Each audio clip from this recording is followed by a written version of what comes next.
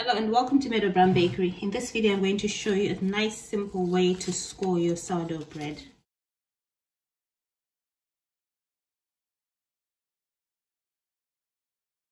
Before we get started, head over to my website meadowbakery.com. Sign up if you haven't already done so, and then close the page. Go to the courses website where you'll find a list of courses available to buy on my website. When you find the one that you like, you just click on it and you'll be taken to a sales page where there'll be a video telling you more about the course, and there'll be a bit more information down the page about what's involved in the course, and then you click buy and follow the buying process.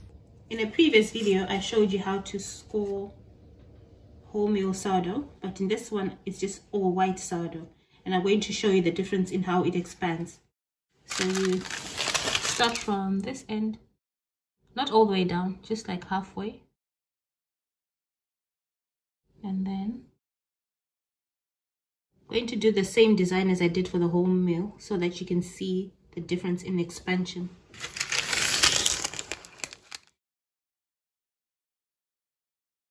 And then about halfway down here as well. So it's quite a deep score. Let me see. This out of the way,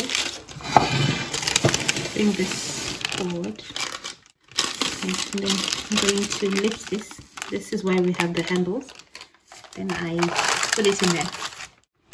Okay. I'm just going to smooth this flour. It's a lot easier to score the bread when it's not in the panettone, especially if you need to go halfway there. That's why I created a sling.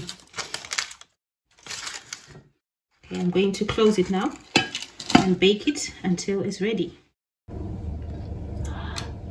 Voila! See how it opens up so differently to the wholemeal one.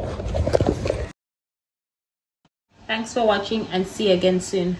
For more videos like this, visit my website www.meadowbakery.com. Please like and subscribe to my channel.